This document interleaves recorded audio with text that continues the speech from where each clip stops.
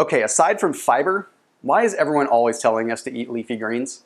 I mean, are they magical? Are they going to make us burn fat? Are they going to make us feel amazing? Well, in short, not immediately. You know, it's kind of a cumulative effect. But I thought that this video would be a good one because I have a lot of people that get really tired of eating just spinach and kale. So I wanted to give you my 5 top leafy green vegetables. And they're not just my top 5. They are on a scoring system that really adequately puts them in place with what are the best vegetables that you can eat. Now what we're going to look at 3 different sections of these vegetables. We're going to look at the fiber content because we all know that fiber is good for the digestive system. A good digestive system means a healthy body. So that's obvious. Then the other one we're going to look at is going to be vitamin and mineral content. Again, we overlook this. It's like the word just goes over our heads. We just, in one ear, out the other. We don't really think about what these vitamins and minerals do, what these micronutrients do on a much broader scale within our body. So we're going to look at that. And then we're going to also look at the alkalizing benefits. We're going to look at the anti-inflammatory benefits, and we're going to look at the phytoestrogen and antioxidant benefits of these leafy green vegetables. Now, some science has made it simple for us to rate these. I'm going to explain that to you. In 2014, a journal that is called Preventing Chronic Disease did a study. They did this study to help formulate a scoring system on what would be powerhouse fruits and vegetables, also known as PFV. So essentially, this scoring system ends up being what's called a PFV score. Now the way that they started scoring these particular vegetables was they took 47 of them, 47 different vegetables that are touted as pretty healthy, and they conducted this study. So they looked at these fruits and vegetables and they said, if a given fruit or vegetable contains 10% of the daily value of 17 of the main vitamins and minerals that we need per 100 calories, I know that's a mouthful, then we will score it and give it a top ranking. So basically, this score goes from 1 to 47, the number 1 all the way down to the 47th food that was tested. I'm going to use that as a baseline for what might be the best foods that you can eat. The number 5 green, collard greens. Okay, we're all so tunnel visioned with our spinach and with our kale, we forget that we've got collard greens out there. But a lot of people don't want to eat them because they're kind of bitter. The thing is, they are so exceptionally high in vitamin A and vitamin K that they ended up getting a PFV rating of about 10, which in the grand scheme of things ain't too bad. Now, one of the things that is amazing about collard greens is the ability to bind with acids within the digestive system that can ultimately help lower your cholesterol levels. You don't hear that talked about all that much, but if you're trying to lower your cholesterol levels, collard greens might be one of the best ways to go. Now, since they are bitter, you do want to saute them with a little bit of coconut oil. But here's the cool thing. Vitamin A is a fat-soluble vitamin, so if you actually cook and saute the collard greens in the oil, you're going to absorb more of that vitamin A to begin with.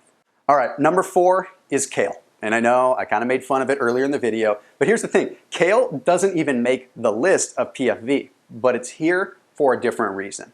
The reason kale is here is because it's a protein powerhouse. It contains all 9 of the essential amino acids that you need, which is pretty rare in a vegetable.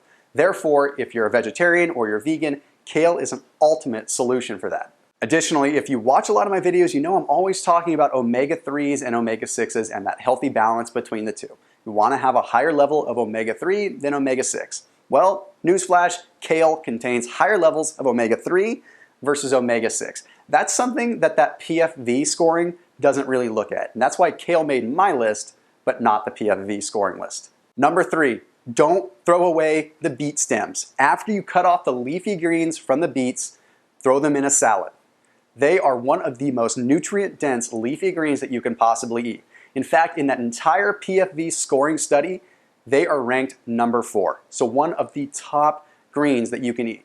And one of the main reasons that I like them the most is they've got more iron than spinach. You know, we always hear that if you have an iron deficiency, you should eat spinach. Well, what if you're sick of spinach? What if you want something with a little bit more substance? Well, there's not a whole lot in the way of leafy greens that give you that iron until you come to beet greens. Now, in addition to that, super high in magnesium, which you don't get in a lot of leafy greens as well. I've done videos about magnesium. Higher levels of magnesium lead to higher levels of serotonin, which lead to higher levels of melatonin, which leads to better sleep and a better mood. So there's a whole multitude of reasons why you should not throw away those beet stems. You can saute those up, or you can just mix them into a salad as well. Okay, the number 2 food is spinach. Again, another one I made fun of a lot, but I want to break it down and give you the reason why it's great. Okay, it's super high in a carotenoid called lutein. Now, this lutein is great for overall brain health, has a lot of positive benefits. But additionally, spinach, in addition to being high in the iron that I talked about earlier, it's also high in zinc. It's one of the best natural sources of zinc. Now, if you're a male and you're trying to improve your natural testosterone levels, spinach is great because you're going to get those levels of zinc. Now, you could easily go take a zinc supplement, but come on, we all know it's better to get it from a nice whole food source. Spinach is also extremely high in vitamin C, which can help you lower those cortisol levels. Ultimately, just one of the most nutrient-dense green leafy vegetables that you can eat. And this leads me in to number 1, Swiss chard. All right, so it's not ranked number 1 on the PFV, it's actually ranked number 3, but here's why it makes my list. So it is extremely high in something called syringic acid.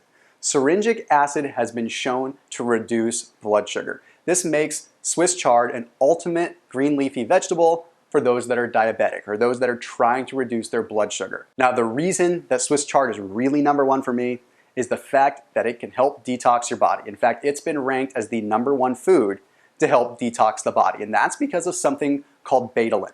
That betalain helps the removal of toxins from the body, and it does so really, really quickly. So if you add Swiss chard to a couple of meals per day in replacement of your typical salad or possibly in replacement of your spinach, you can definitely get a positive impact when it comes to skin clarity, mental clarity, and just overall well-being. So there you have it. There's my 5 favorite leafy green vegetables. So go ahead and rotate them out throughout your meal to get that wide spectrum of nutrients, vitamins, and minerals, and start monitoring how much better you feel. I'll see you soon in the next video.